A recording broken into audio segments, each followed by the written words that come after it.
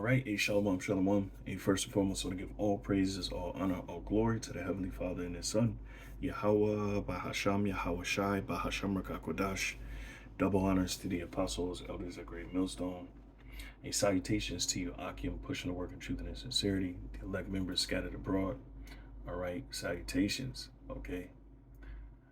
So this lesson is dealing with obedience. Okay, because obedience is power.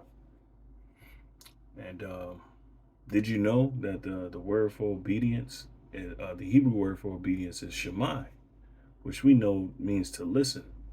Okay, and to listening is a skill. Okay, it's a skill, and we find that out. That some men don't have the skill of listening. All right, this is very important because um, how it applies to our time. Obedience is going to get us through a whole lot of things, and the Lord is very simple. You know, and one of the main things that's going to get us through these times is obedience. All right, it's somewhat of a lost skill, of course. Because Jake is all over the place. You know, um, and we understand why. Looking at the history, just looking at our people overall, they're obstinate, stiff-necked, uh, with hardened hearts. You know, and the only way to get back is through the Lord, man. Through the Spirit and power, Yahweh Shem Shai. So what I got queued up here is, First Samuel, okay, the 15th chapter dealing with Saul. All right, when we show you with disobedience and how disobedience displeases the Lord, okay, and ultimately what led, what not what, well, yeah, there's an event that led to, the Lord being dis, dissatisfied with Saul because of him oversimplifying things probably, and not just not following, just not listening, just not having the listening skills. And we as men, we gotta have the listening skills. All right, we gotta have that skill. All right. And then I want to, read Daniel 6. All right, to show, to pretty much show what obedience does. As far as salvation is concerned, because it's very important. All right. So without further ado, Lord willing, this lesson is edifying. All right, to you, Akim. All right, that tune in. Okay, so this is First Samuel 15:1. Okay, it says, Samuel also said unto Saul, the Lord Yahweh sent me to anoint thee to be king over Israel, king over his people, over Israel. Now therefore hearken thou unto the voice of the words of the Lord. All right. I bet this word hearken is Shemai as well. All right. Yep. Strong's 80 and 85. Okay. So it says here, Shemai, right? Hearken, obey, publish. But hear, understand. So you got to hear it and understand it. Okay. And it don't hurt to ask questions, like we always say. And your employer might say it. Somebody might say, if you don't understand something, ask. Okay, because it don't hurt to ask. All right. And if you don't ask, you'll just leave yourself looking stupid. You don't want to look stupid, so ask. I'd rather, annoy somebody by asking and getting the understanding, the full details of something, rather than just going into something blind. Right? It says obedient diligently. So you gotta hearken diligently to the words of what's being said. And Jake ain't doing that. Jake is just a bunch of damn kids who just don't hearken. Who just are not listening, and what that listening is going to get them compromised in the times to come. All right, just like Saul here is compromised by his own, you know, his own oversimplifying, and just not listening. Okay, that the order that the Lord gave him was very, Very serious. All right. It says shoe, sound, declare, discern, noise, perceive. Right. And it pretty much the same thing. Let's see. So because this is a skill, again, it says to consent, agree, to grant, request, to listen to, yield to obey, be obedient. All right. I'm rude because I didn't know Shemai was the Hebrew word for obedience. All right. As to hear and to intelligently, intelligent to hear intelligently. All right. Often with implication of attention, obedience, etc. I mean, I don't know if it says etc., but it says causatively to tell, attentively call, gather. Right. So we noticed that what? So what is Saul portraying here? The lack of a skill. All right, which leads to him displeasing the Lord. All right, and that's why it's important that we, listen to our elders, apostles, and be in subjection to them. Our masters, our elders, you know, um, so that we would learn how to serve the Lord and to serve men. So, um, right, the word hearken should mind. So, verse 2, it says, 1 Samuel 15:2, thus said the Lord Yahweh of hosts, I remember that which Amalek did to Israel, how he laid wait for him in the way when he came up from Egypt. Right? Remember, the Lord said he would have war with Amalek from generation to generation. Remember that. Amalek was the grandson, or the descendants of the grandson of Esau. Right? It says, now go and smite Amalek and utterly destroy all that they had. Right? And then to note what's important to take from this, or what he should have put emphasis on, or what he should have his mind fixated on, is that the Lord said, destroy them utterly. All right. Okay. And which he did not. He spared them. So he spared the king. Okay. Because maybe and the Hebrew word here is cha, looks like charum, utterly destroy, to ban, devote, destroy, utterly, completely destroy, right? All right. So going back, so he told him to utterly destroy him, and then he didn't pay attention to this detail, right? All that they have, and spare them not, but slay both man and woman, infant and suckling, ox and sheep, camel and ass. And Saul gathered the people together and numbered them in Telaim, or Telaim, 200,000 footmen and 10,000 men of Judah. And Saul came to a city of Amalek and laid wait in the valley. The valley is a lowland. Actually, Amalek, I think that even goes into a lowland, but I'll continue. It says, and Saul said unto the Kenites, go depart, get you down from among the Amalekites, lest I destroy you with them. For ye shewed kindness to all the children of Israel when they came up out of Egypt. So the Kenites departed from among the Amalekites. And Saul smote the Amalekites from Havilah until thou comest to Shur, that is over against Egypt. And he took Agag, the king of the Amalekites, alive, and utterly destroyed all the people with the edge of the sword. But Saul and the people spared Agag.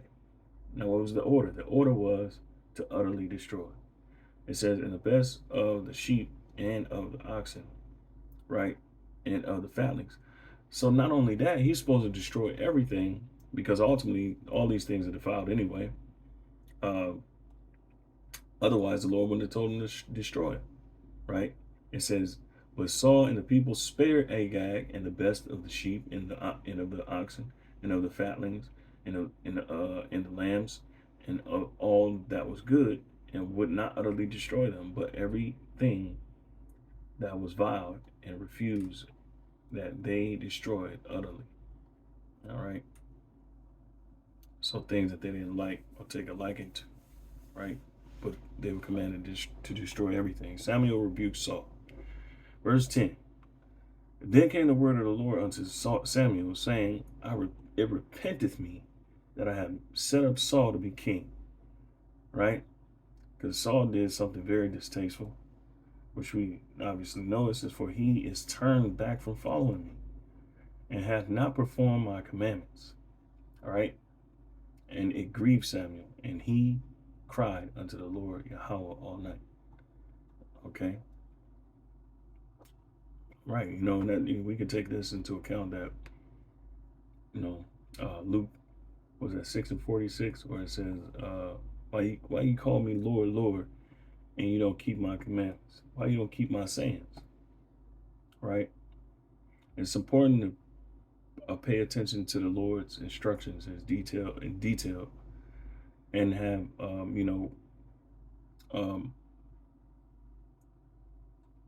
as it says, with the Hebrew word Shema, it says, I forgot. But here, let me see. I want to look that word up again. But basically, being able to listen and listen to the details. All right, so Salaki. See the motherfucker. It says, it repented me, Salaki, verse 12. And when Samuel rose early to meet Saul in the morning, it was told Samuel, saying, Saul came to Carmel, and behold, he set him up a place, and is gone about and passed on and gone down to Gilgal. And Samuel came to Saul, and Saul said unto him, Blessed be thou the Lord Yahweh, I have performed the commandment of the Lord. Right? Now he's simple because he didn't follow the commandment, not fully. All right? He did what he wanted to do, and we call that being willful. Right? Now we know what Romans 15, I'll get this on deck. 15:4 says what? For whatsoever things were written aforetime were written for our learning, that we through patience and comfort of the scriptures might have hope. Now the God of patience and consolation grant you to be like-minded one toward another, according to Yahweh Shai Mashiach. All right, so I'm going back. Okay, and Samuel said, What meaneth then this bleating of the sheep in mine ears, and the lowing of the oxen which I hear? So what the hell? Basically, where'd they come from? If you kept the commandment, let's go into this word bleating. The word here is qua wall.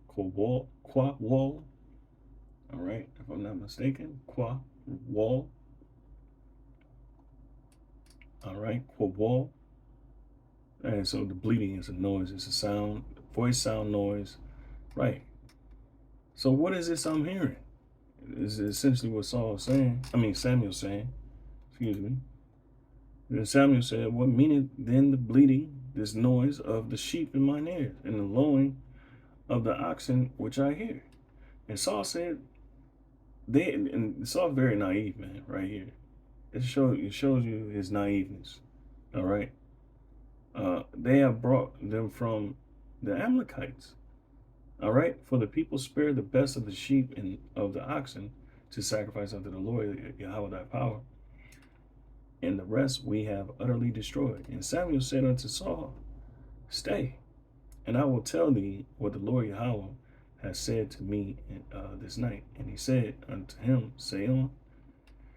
And Samuel said, When thou wast little in thine own sight, wast thou not made the head of the tribes of Israel?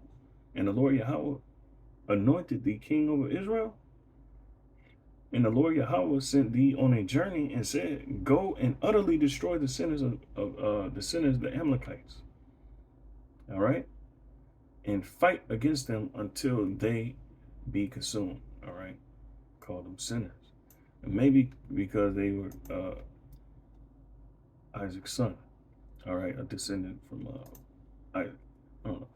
But Slack.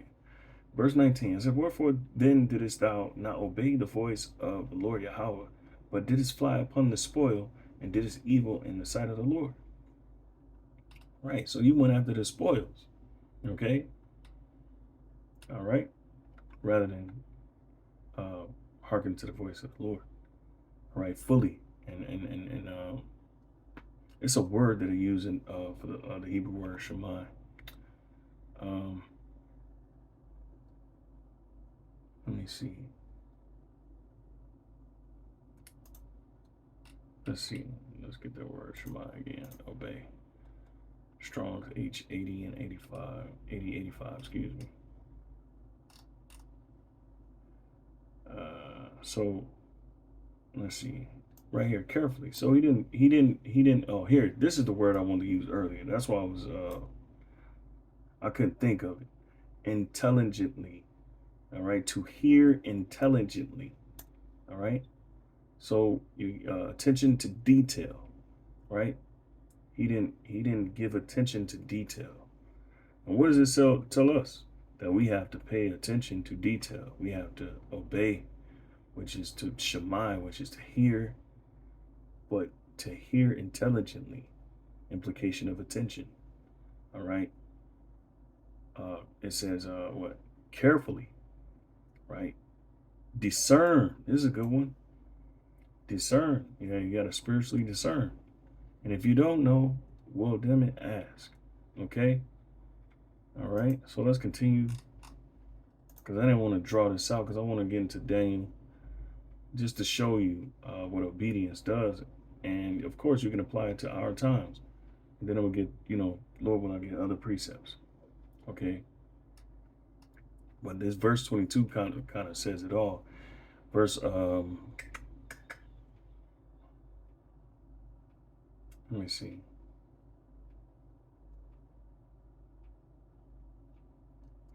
So verse 19, it says, wherefore then didst thou not obey the voice of the Lord Yahweh? Goodness gracious, 17. It says, but didst fly upon the spoil, and didst evil in the sight of the Lord Yahweh. It says, and Saul said unto Samuel, yea, I have obeyed the voice of the Lord, and have gone in the way which the Lord Yahweh sent me, and have brought Agag the king of Amalek, and have utterly destroyed the Amalekites. But the people took of the spoil sheep and oxen, the chief, and he blamed the people. It says of the